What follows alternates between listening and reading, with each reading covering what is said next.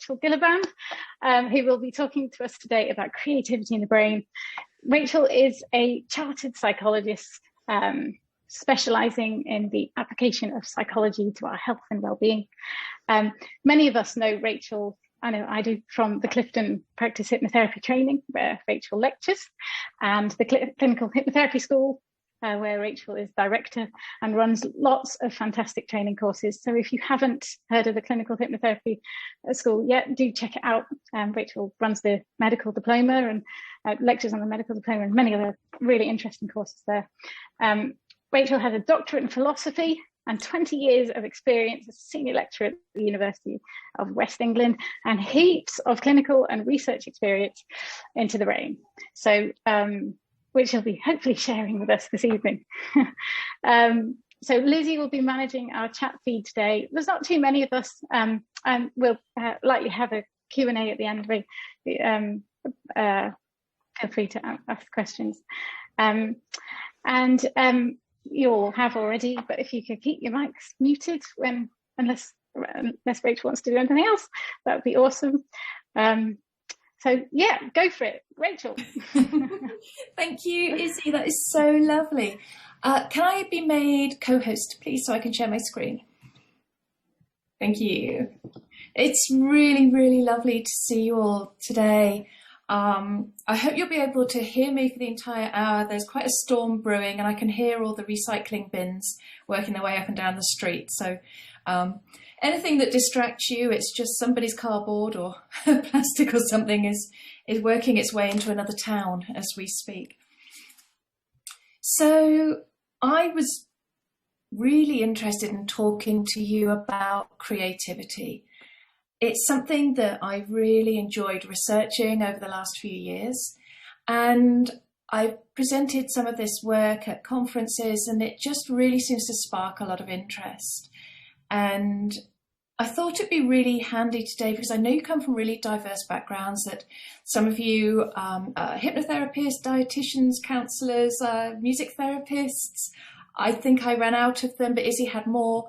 I know you've got wonderful backgrounds. So I'm really hoping this will appeal to all of you to understand how we can communicate with clients to help them make the changes they want to make, whatever it is they want to make, just by using the right kind of language. I have got some PowerPoint slides to show you. I hope it won't be death by PowerPoint, but it might help if the storm does kick up and you can't hear what I'm saying, but I'm sure you'll be fine. It'll be absolutely fine. So I suppose the first thing then I thought I would ask you is, how creative are you? If I was going to ask you to place yourself on a scale of 0 to 10, say, where 10 describes you at your most creative, where would you put yourself right now? And I ask you just to kind of take a moment with that and to perhaps make a note of the number, because we'll come back to this question at the end. And the question is purposefully open, subjective, qualitative, all of those things. Although it asks you to place yourself on a numeric scale, every single one of you has a different idea of what creative means. And that is what makes this research exciting. That's what makes this so, so interesting.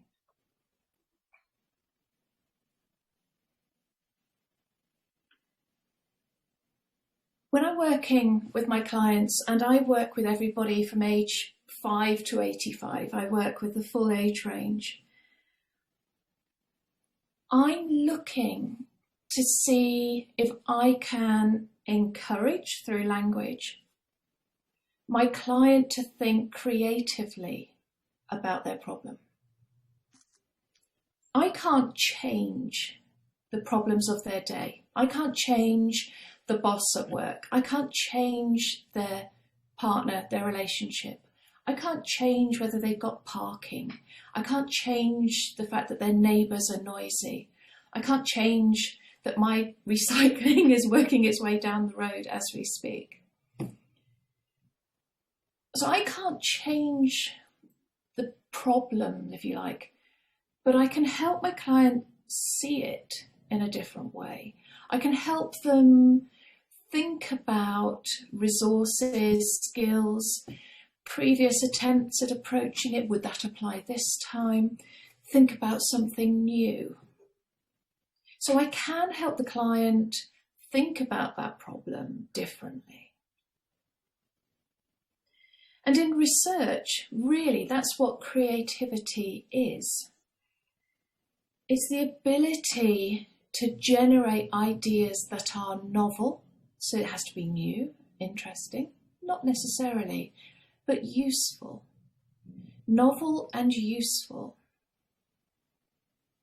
And what is really important when you're reading up on research into creativity, or if you're exploring creativity further, is this idea of useful. So there's no point coming up with 100 different ideas unless one of them is actually useful to the problem. And what I mean by useful might be different to what you mean by useful and what our client means by useful. It's not a judgment call, simply that the idea they produce in response to their problem will do something about that problem. And that's why sometimes, when we have a client in front of us and perhaps they're talking about their relationship and the problems they've got in their relationship, and you might sort of talk through a typical day with them. And you're thinking, well, I can see an answer to your problem. I can see how this might be fixed. And perhaps, this person is, always arguing with his wife, and he's, grumpy with the children, and he's not that keen on the dog, and, all of this stuff. And you're thinking, well, my solution might be tough it out, or it might be change something about it, change the way that, you are at home in some way, what can you do? But the client's solution might be, I think I'll work from home more. And you're thinking, well, that's odd, because more time with perhaps, your spouse, your children, might not necessarily seem the clearest answer, the conversation we've just had. But then they explain, but if I work from home more, I don't have to travel so far in the morning. I don't have to leave the house so early. Perhaps I could help my wife make the breakfast. Would she like that? Yes, I think she would. She does everything in the morning. And to have me there would mean that she had support in the morning. Would she be pleased? Yes, she would be pleased. Because then, our morning together is longer, we're happier, the children are happier. And so sometimes the idea that the client comes up with isn't necessarily the one that we've come up with, but it's useful. And that's where we're getting into creativity. There are tasks that we can do to measure a person's ability to be creative.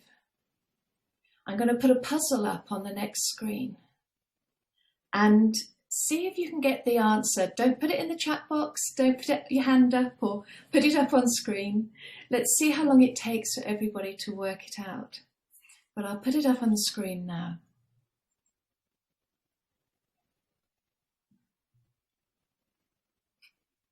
What word can be added to the words pine, crab, sauce to make 3 new words, foods or objects?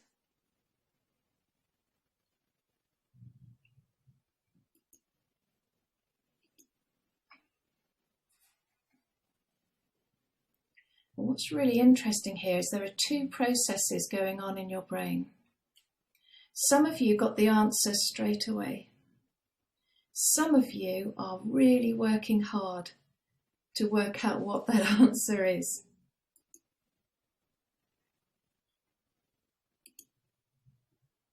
Apple, pineapple, crab apple, and applesauce. Some of you got this really, really quickly because of the way the brain works. Others of you were really digging hard to find the answer. And again, that's because of how your brain works. Now, how your brain works for this task can depend on so many different things. Tiredness, Zoom fatigue, PowerPoint fatigue, lack of interest, or simply just what happened today. How do we solve problems? We have to generate an idea. Those of you who got the idea straight away, the word apple came to mind quite quickly and it fitted. You're like, oh yeah, pineapple, yep, that works. Crab apple, yep, that works. Applesauce, brilliant, I've done it. You were able to dip into a vast pool of knowledge and you rapidly tested lots of options, pretty much subconsciously. You probably weren't aware of how much activity was going on in your brain. And you came up with the answer pretty quickly. If you didn't get it first off, if you didn't get it straight away, your brain kept coming back to the problem. Oh, what's the problem? I'm not sure I'm getting this problem. What does she mean, add a word to it? What about if I did this? What if, for instance, I put in the word fresh? Well, pine fresh, yeah, okay. Fresh crab, yeah, all right. Fresh sauce, sort of all right. I suppose that could have been the answer. Or perhaps, you picked another word altogether. Maybe red apple, okay, yeah. Red crabs, yeah, okay. Red sauce, yeah, that might work. But none of them were truly satisfactory. I mean, there are more than one answer to that question. That was just one answer I gave. But your brain was doing a real dig around, trying to find out the problem. The harder you dig, the harder it is to find the answer. If you're anything like me and you bump into somebody, say, in the supermarket, and you're not used to bumping into them in the supermarket, you've lost context for that person. And you can have a perfectly pleasant conversation and you cannot, for the life of you, remember their name. And you have a lovely, polite British conversation where we're all very, very nice to each other, but we can't remember each other's names. And the harder you dig, the less likely you are to find it. And then you say your goodbyes and you wander off and you're poking around in the frozen peas and it suddenly comes to you, aha, that was that person. When your mind is allowed to daydream and to drift, it'll often come up with the answer. It's the same if you're doing a crossword. You dig around, you're looking for that answer, you put it down, go put the kettle on, talk to somebody else, go in the garden, whatever it is, and suddenly the answer comes to you. This daydreaming that the brain does is incredibly powerful stuff. We didn't really know what the brain was doing. It wasn't until the sort of 1980s, early 1990s, that we really understood the process of daydreaming. We thought if we were conducting studies into the brain and say we lined up, I don't know, a bunch of students and made them do some pretty hefty mathematics problems, we would look at their brains, we would say, oh my goodness, look at the amount of energy that's going into, solving that problem. There's so much energy in your P7 or whatever area of the brain you were looking at. And then they'd stop doing the task and there'd be all this noise in the brain. We think, oh gosh, it's no good. What we realise now is the daydreaming is the important bit. It's the daydreaming where we actually find solutions to our problems. Because it's during daydreaming, our brain basically goes into default mode. And default mode, it's just like your car at the traffic lights, perhaps pop it into neutral. Mine actually goes off when I do that now. it used to just tick over. It used to just tick over at the traffic lights. And so our brain does that. It just ticks over in between jobs. And whilst it's doing it, it's producing more activity than at any other time. Your brain is actually using more electricity, more calories, doing more in daydream than it is when it's actually focusing on a problem. And so we have used that to our advantage. We can create studies where we put people into a state of daydream. We can use trance. We can use deliberate boredom, just get them sitting there for a bit and just doing nothing, twiddling their thumbs. We get them super relaxed, get them really relaxed. And whilst nothing is going on, a lot is going on. If we look at a brain in the resting stage, we can see that we see a lot of alpha wave activity in people who consider themselves to be creative. People who consider themselves to be creative, so would have given themselves a higher score on that scale of 0 to 10. People who consider themselves as more creative actually produce a lot of alpha wave activity. And the best way of all to deliberately produce alpha, to start the process of creativity, is to close your eyes. And how many of us do that sometimes? We're thinking about something really, really hard, and we might just close our eyes to think about it a little bit. It's during that stage you get a boost of alpha, and alpha encourages them to focus kind of inwards. It directs our attention away from what's going on around us and into our internal thoughts and processes. So one way to enhance your creativity is to simply close your eyes. The other thing we notice, when I gave you that task to do with the words, crab, sauce, what was the other one? Pine. You actually started producing a lot of theta brainwaves. And theta brainwaves are really, really important. When I said that you're trying to kind of solve a problem, the people who rapidly solve that problem delve deep into this pool of knowledge that they've got.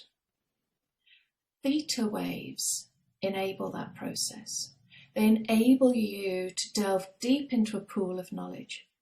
Instead of rapidly scrabbling around to find the bits that float to the top, which is how most of us exist most of the time, go into the kitchen, we put the kettle on, we reach for the tea bag that's in the cupboard, we rarely poke around to see if there's anything interesting, unless we've been at home for 12 months.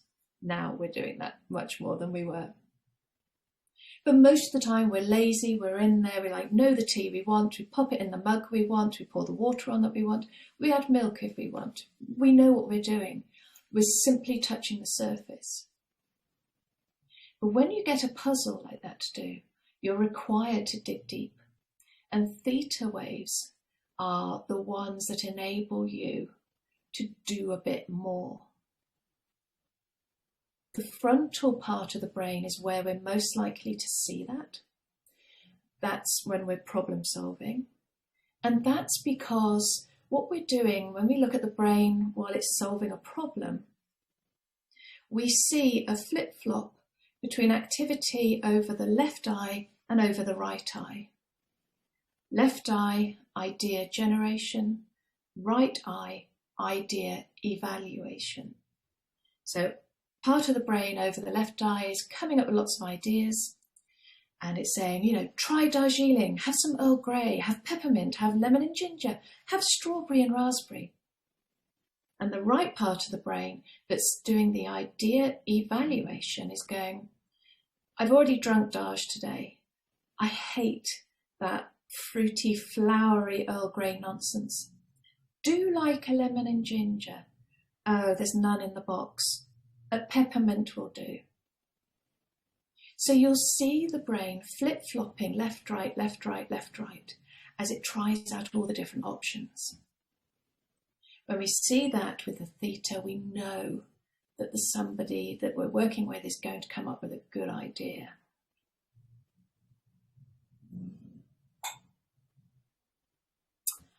Right, so you've got a sense of your personal creativity. Now, have I got... it's not mine. Have we got breakout rooms? Izzy? Oh, there we go, back.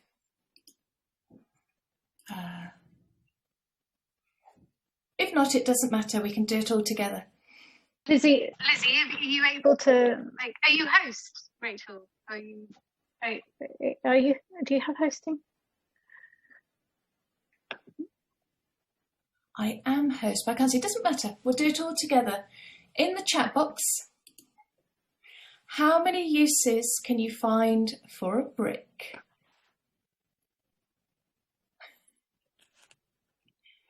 And I'm looking forward to seeing what happens in the chat box.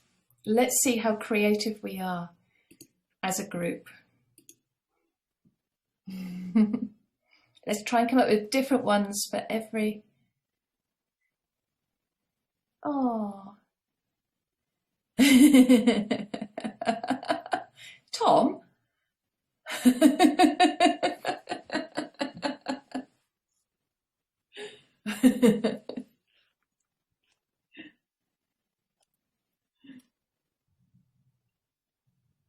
Hold the bins down. Thanks, Michelle. My bins will be arriving outside your house sometime soon.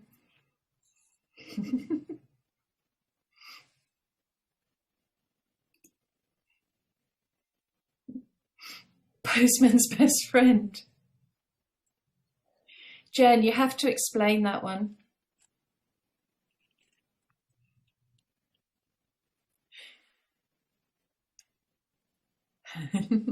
I do that too, Helen. Hold the papers down. Yeah. Ooh, Anthony, creative. Barbecue? Well, more than one brick. Yep, yep. Ah, nice. Yeah, like it, Michelle. That was not bad. Let's look at the timeline on that. 8:25. Let's have a look. I don't know if anybody's counting, but in a minute or so, we got so many different uses for that brick. Slightly disturbed by Tom's use of the brick, but you know. Oh, Amy, grind it down, add to water for paint. Proper table leg. Yes. Good work, people. Look how quick it was in the beginning. And now it's slowing down. But in that minute or two, both of you, all of you had both parts of your brain going bonkers. Left, right, left, right, left, right. Yeah. Oh, excellent. Yes, excellent, Anthony.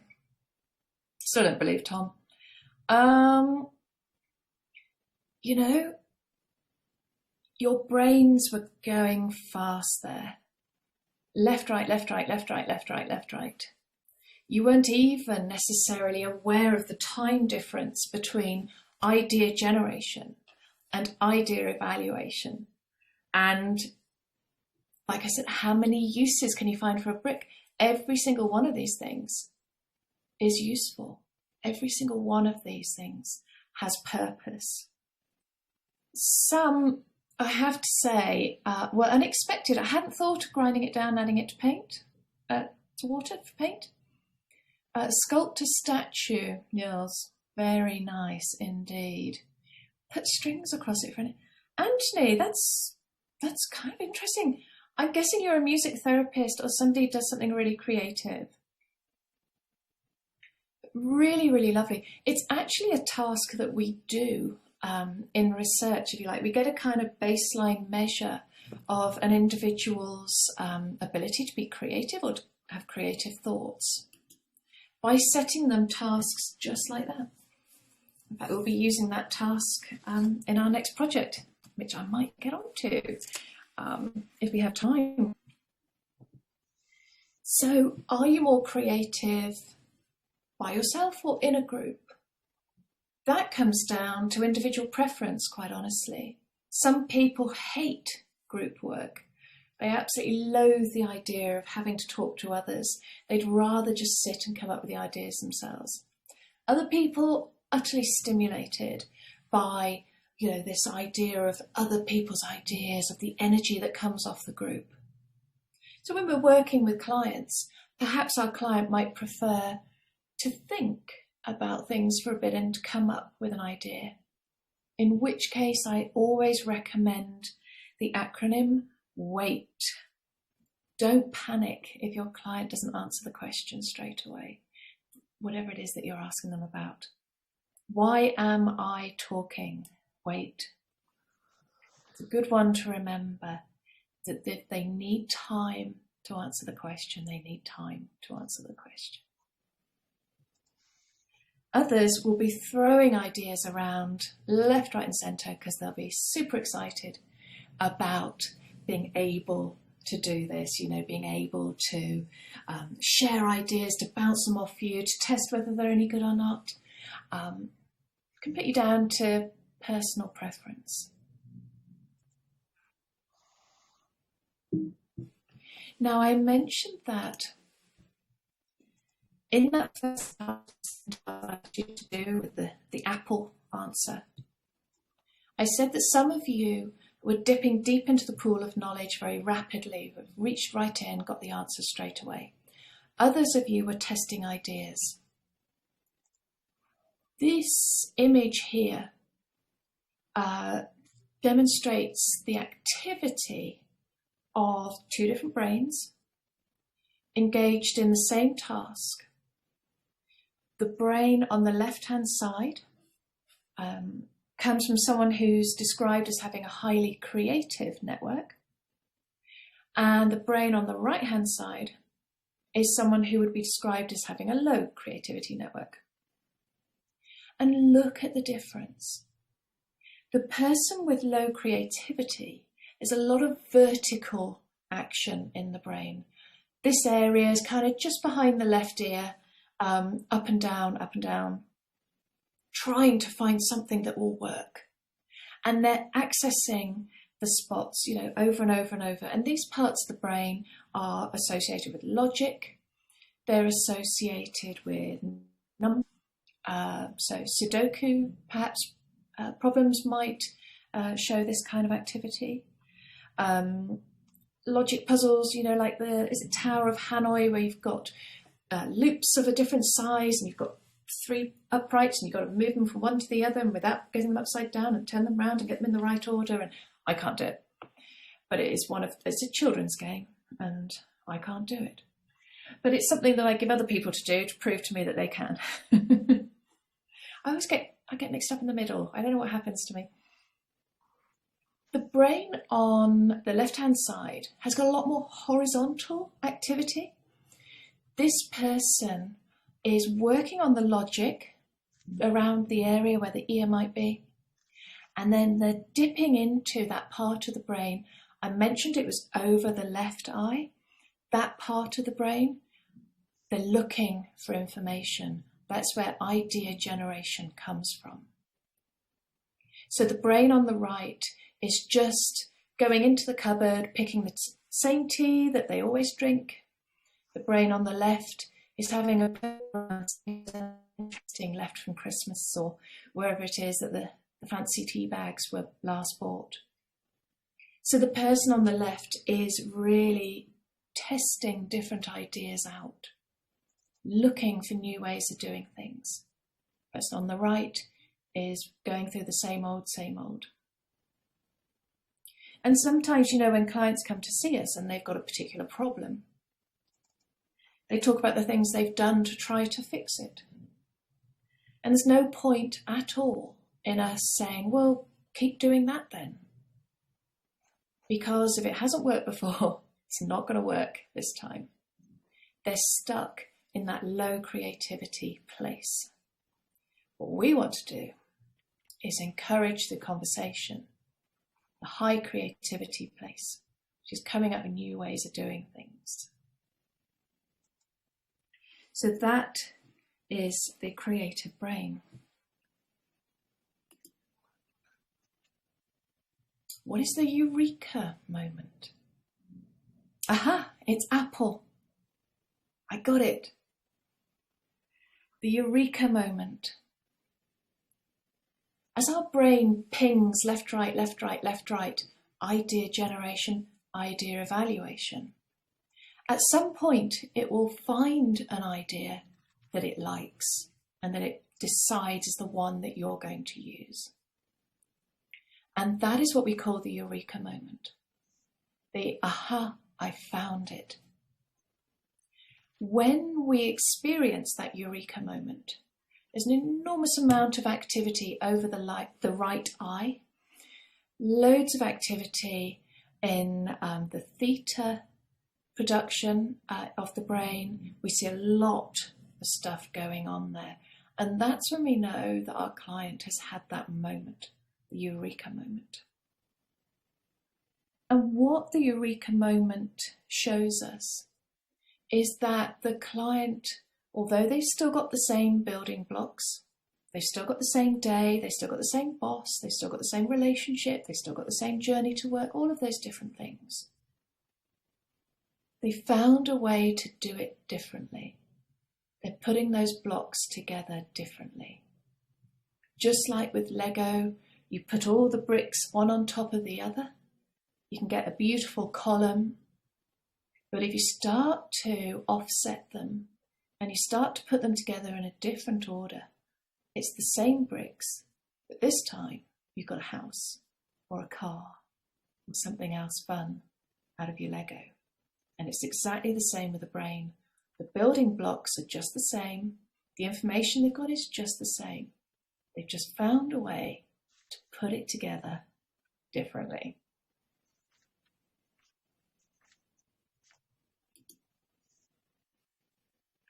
So why am I here? You could all have read up on the American Journal of Neuroscience, June 2019, and worked this all out for yourselves. You still can. If you'd like the papers, let me know. I'll send them to you. Why is this something that I've been asked to talk to you about? Well, Izzy knows that I have a slight obsession with all things brain. And I do spend my pocket money on strange things. I actually have my own EEG kit, which will scan your brain to see what kind of brain waves you've got. That is quite nerdy. That's actually quite nerdy. But it arrived before lockdown, so yay! We've had so much fun with it in the last year. But it's a fabulous device. And it's part of my research profile as well. It's looking to see what's going on in the brain when we ask certain questions in therapy. So let's have a little look. These are some of the images that I can get using this bit of kit that I've got. What we've got here is one brain. Looking down on top, you can see the noses at the sort of top of the pictures there. It's the same brain, but different brain waves. So we have alpha. Oh, it's ever so sensitive, this mouse. I put new batteries in. It's alpha brain waves, bottom left, beta, bottom right, theta, top right, and delta, top left. Now I can tell you all about what these different brain waves are, but for today, this is about creativity. And I said that the creative brain produces lots of alpha and lots of theta. So we're going to focus our attention on the alpha, which is the brain bottom left, and the theta top right. And this is a fairly typical image of a brain at rest. Then we give it something to think about. And you can see here that we've got a lot of activity in the alpha brainwave section. So these are like thermal maps. So blue is cold, red is hot, red is more going on, blue is less going on. We have got a lot of activity here in the alpha region. Alpha is associated with visualization. This person is, quite literally visualizing the problem they have. They are thinking it through. They are thinking, how can I make this change? And you'll see we've got a lot of activity, front left, front right, in the alpha brain. A lot of testing of information, left, right, left, right. If this was live, you would actually see it going left, right, quite a bit here. This person is imagining the problem. They're thinking the problem. They're thinking, what can I do about this? And then they start testing different options. So look at that alpha go. The red activity is extraordinary.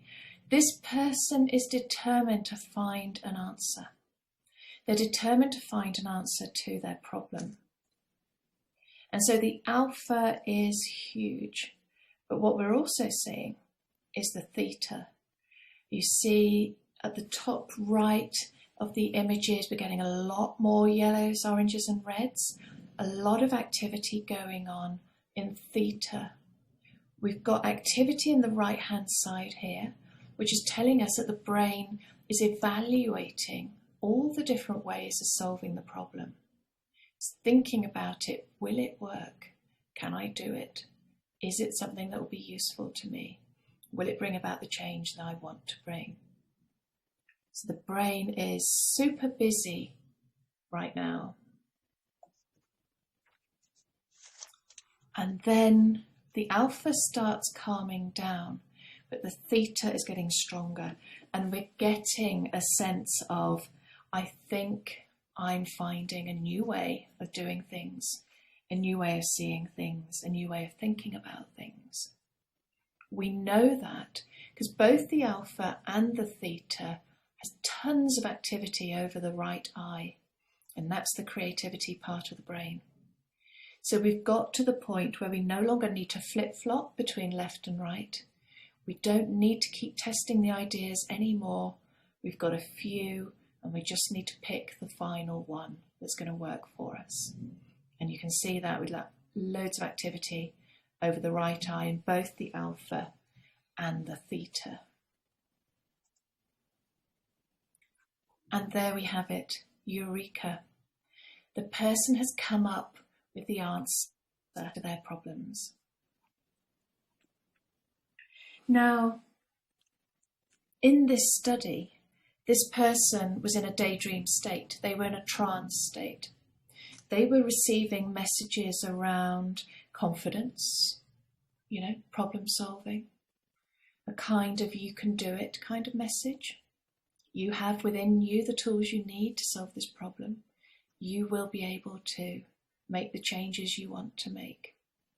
So this person was receiving a lot of positivity, a lot of messaging around being calm, confident, relaxed, being able to solve problems, but they weren't being told what the answer was. They were simply receiving kind of positive messages in trance. And they came up with the solution to their problem. We don't know what the solution is at this point. We just know that they've got there. And it's absolutely fascinating. We've seen there an increase in alpha wave activity.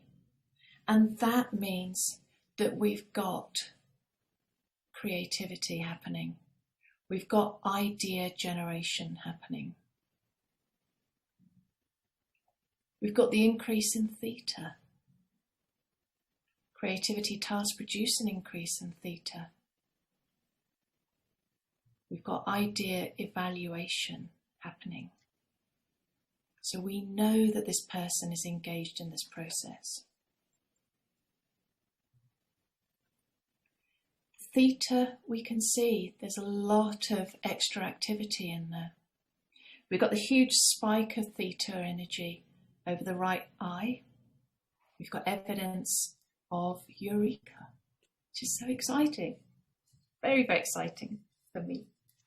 And it's just one of the most amazing things. It was just so lovely to have proof that the types of questions we ask in therapy, the types of things that we do, where we encourage the person to have confidence in themselves, to dig deep, find a way to solve the problem. Don't just keep doing the same thing as you did before. Produces this activity.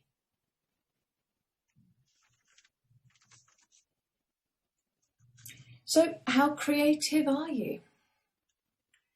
Think right back to the beginning of this session, and I asked you, put a score of 0 to 10, how creative a person you think you are. Has your sense of personal creativity changed? Is it better? Worse? Not too different?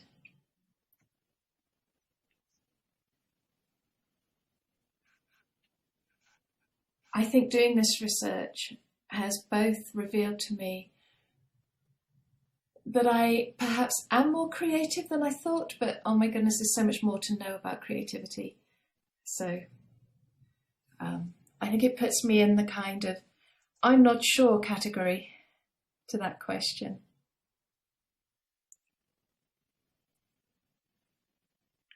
What does it mean for us?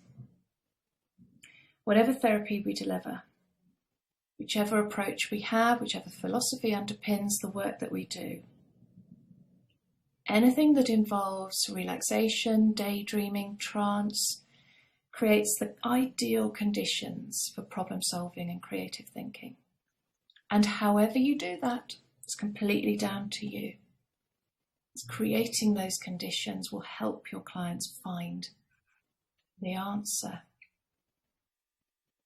This EEG research that I've done has shown us that relaxation, daydreaming, trance encourage idea generation and idea evaluation, and that is key to delivering creativity.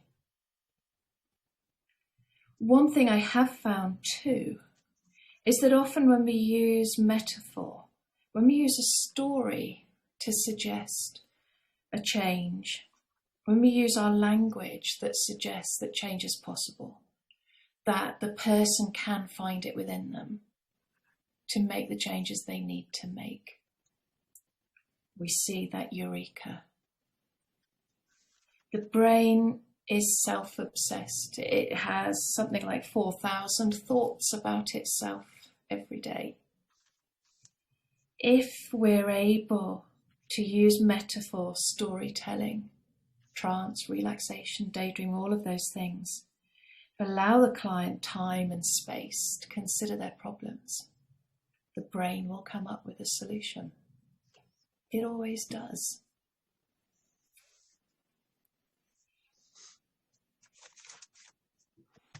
And I suppose the takeaway then is to think about this in your own sessions, the use of metaphor, storytelling, the chance to daydream, to use trance or relaxation in your practice, because it will help your clients find a way to make the changes they want to make.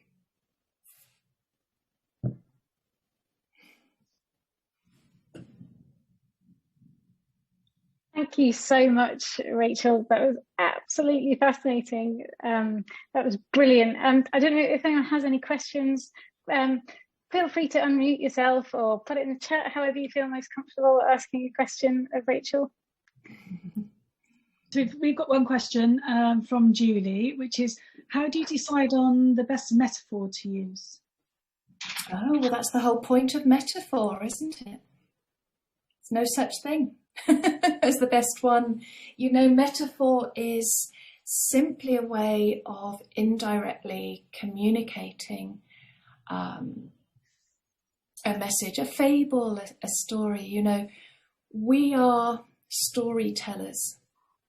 You know, the way that we learned to transmit information was through storytelling. If you think of our oldest written story, Beowulf, it's a morality tale. It's a tale of courage and conquer and all of these wonderful things. We talk to children about how to get to sleep, how to go to the dentist, first day at school. Pick the metaphor that comes to you on the day. That might be the one, there's a word or two that the client uses that you think, aha, I can create a story around that. If you're not hugely confident in doing that, I have a couple of books that I didn't write. They're not mine. I'm not selling them. I'm just saying. Here we go. Effective metaphors for hypnotherapy. And there's another one for children. So if storytelling isn't your thing, these are fabulous buy, not very expensive, can even get them on shops that aren't Amazon. And they really, you know, dig around, think about what's happening.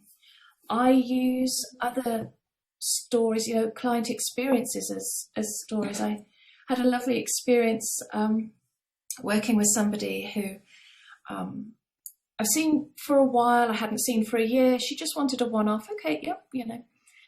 I still, you know, ask the worst possible question you can ask when the session starts. How are you doing?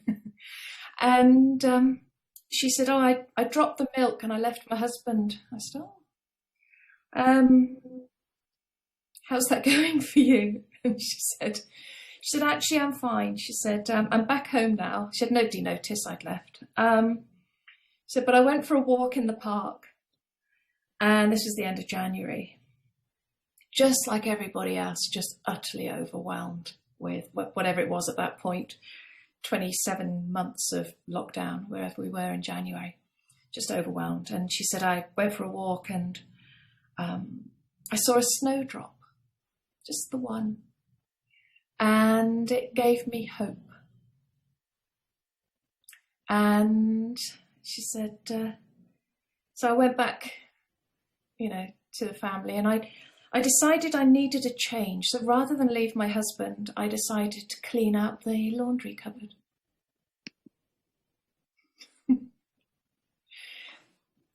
So for the last couple of weeks, I've been using the idea of the little snowdrop with my clients, poking its head up, symbol of change, hope, end of winter, all of those things. So be creative, Julie. I know you can do it. I know you'll be brilliant at it. Thank you, Rachel. Amy has asked, how does stress impact on creativity? So she's thinking of a personal experience with clients and exam anxiety. Is this linked to creativity? And she's saying, you know, when the pressure's off with her, she's definitely more creative. Hi, Amy. Yes. So stress inhibits the flow of alpha and theta brainwaves, and you will find it more difficult to be creative. When you've dropped the milk, the only solution is to leave your husband, quite evidently. There was no other solution at the time. Once you'd taken a walk, once you come back, obviously the solution was to sort out the laundry. But when we're stressed, we cannot devote that energy to creativity. When we're stressed, we're driving home, we think, oh my goodness, it's someone's birthday, quick, into Sainsbury's, cake, present card, job done. You get home, you realise you've got a drawer full of spare cards. There's probably a few presents dotted about somewhere and they don't like the cake you bought. But the solution was right at the time. If you'd been more relaxed, you would have remembered all of those things. Brilliant. Thank you, Rachel. And then, oh, sorry. No, that's fine. It's the beta waves. Super stressed, tons of beta, blocks the alpha, makes the theta more difficult to get it going. I know that because I know that Amy knows about alpha beta. So Helen has asked, could we have access to the study that you've been part of? And Well, yes, back something up, somebody's disagreed with her about something. Oh, controversial. Well, good. We like a good disagreement. Yeah. You know, good, Helen. I'm pleased that somebody's disagreed with you. Just stick to your guns because I'm right. Now, the thing is, yes, you can have access to all the research that's published. So my website is cviewtherapies.com. And along the top is the various headers, and one of them will say research. Okay, so this has been presented at a few conferences, and in fact, I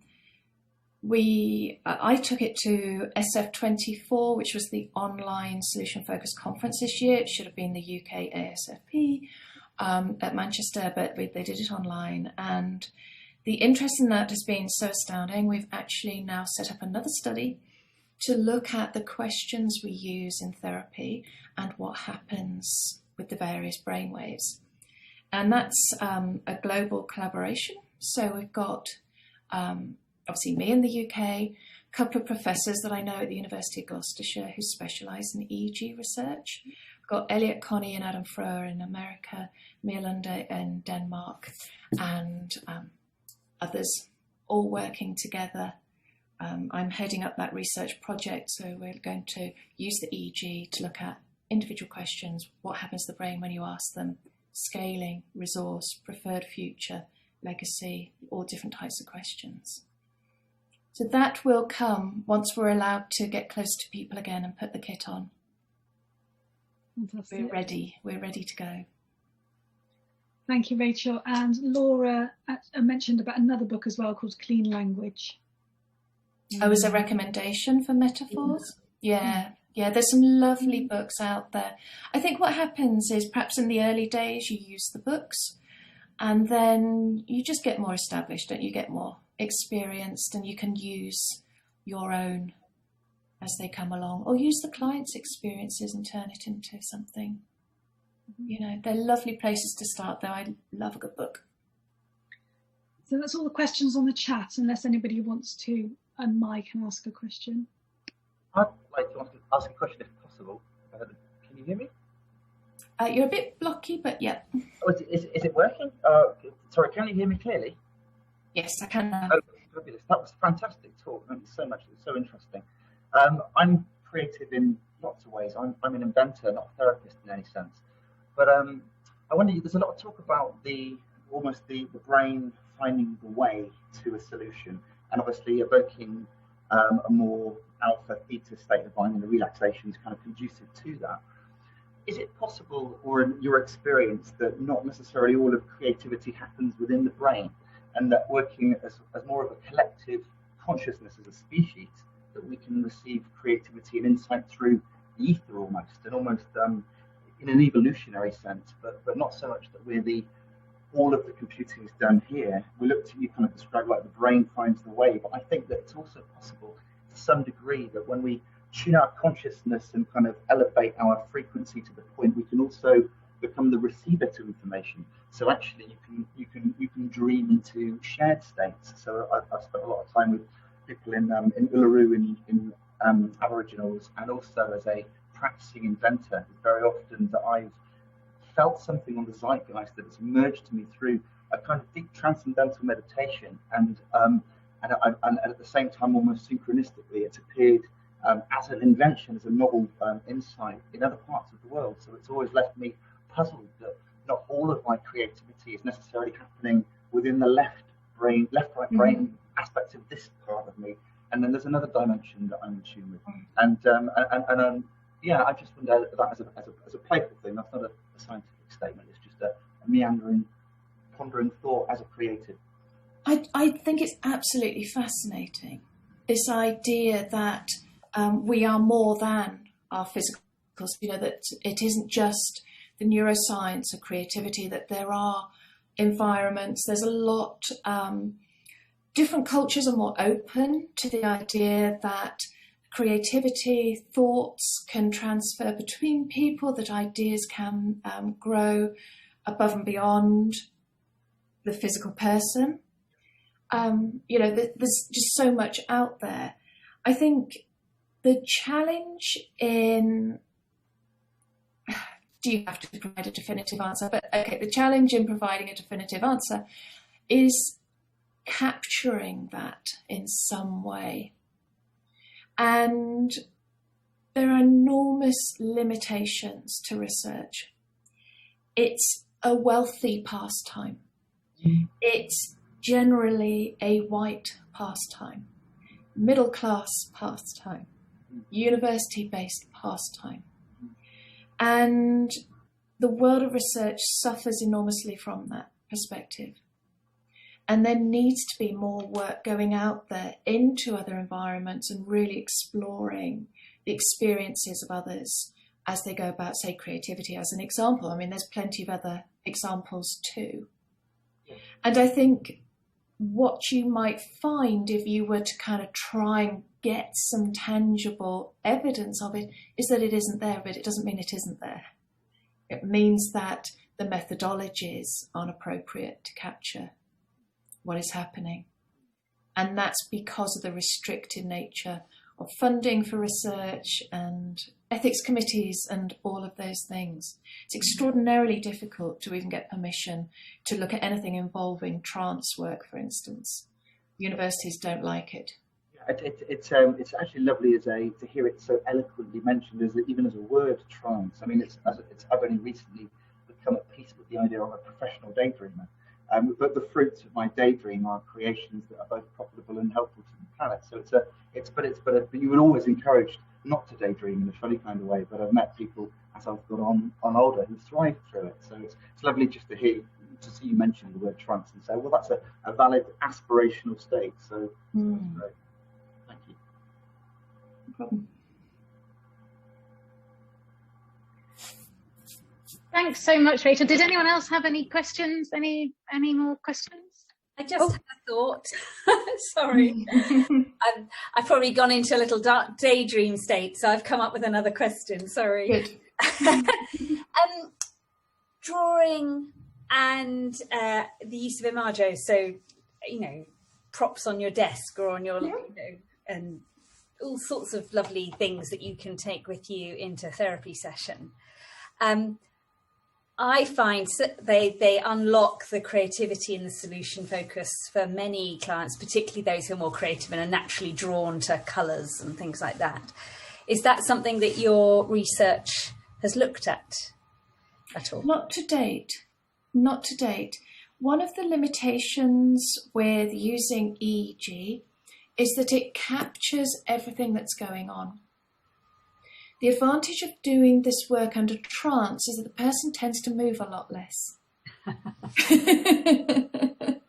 So if we have them playing, and I love my Rubik's snake, for instance, I like to use this for demonstrations. I've got my marbles, I've got everything at my desk. The problem with that is that you activate, for instance, playing with this now, I'm activating sensory motor areas of the brain. And the sensory motor areas will produce a lot of activity. You'll be able to see that I'm playing with this now on the EEG, but it will mask the intellectual side of what I'm doing. Now, that's because my kit is only a little kit. I've only got 14 electrodes on my set. You can get them with hundreds, but I don't have millions to spend on them. But if we were to be able to use more detailed, more expensive kit, we might be able to look at creativity whilst doing.